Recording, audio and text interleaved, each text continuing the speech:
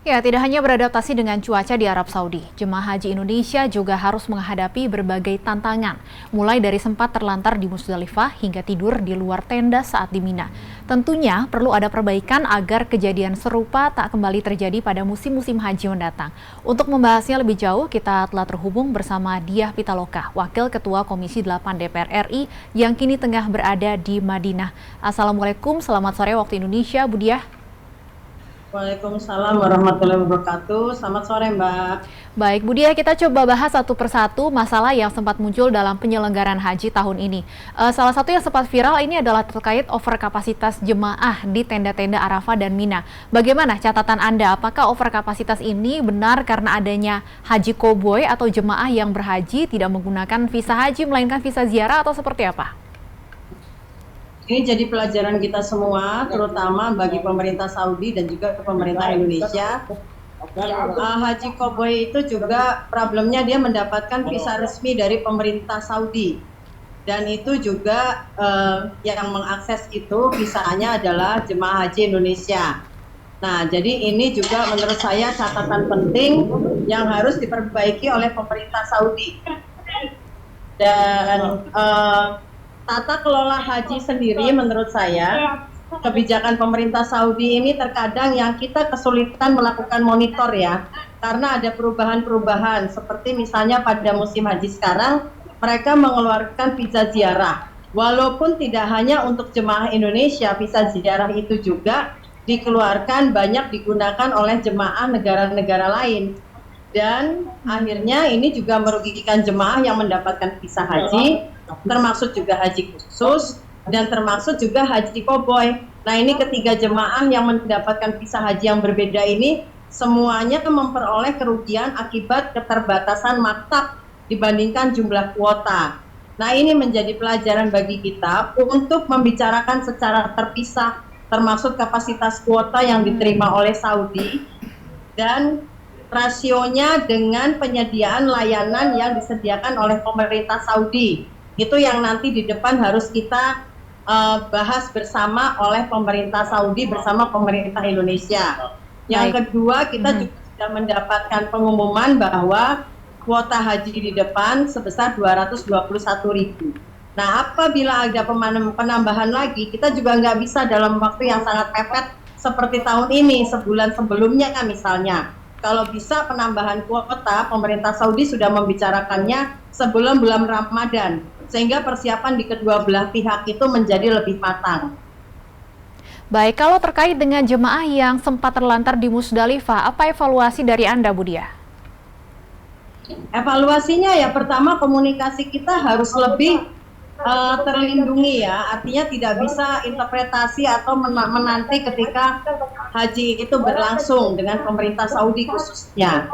Yang kedua, kita perlu menerapkan satu sistem manajemen yang lebih rapih bagi penyelenggaraan haji, khususnya di Kementerian Agama, sehingga ketika ada hal-hal yang sifatnya emergensi atau hal-hal yang di luar perencanaan, itu kita bisa melakukan intervensi-intervensi secara kedaruratan, secara cepat.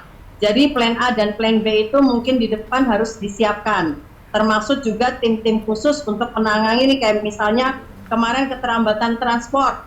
Nah, ini kan pemerintah Saudi, khususnya Kementerian Haji juga katanya akan menerbitkan proses investigasi. Nah, kita tentu ingin tahu hasil investigasi itu. Apakah memang transportnya artinya bisnya itu kurang, sehingga jemaah yang terangkut itu tidak bisa tercukupi, dan ketika transport ini kurang, otomatis pengangkutan makanan juga menjadi kendala gitu loh. Terlepas dari masalah lalu lintas yang ada ya, kapasitas transportasi juga ini nanti harus dicermati, termasuk juga yang diselenggarakan oleh pihak masyarik gitu, karena ini wilayah Armina ini wilayah yang pelayanannya itu menjadi tanggung jawab masyarik.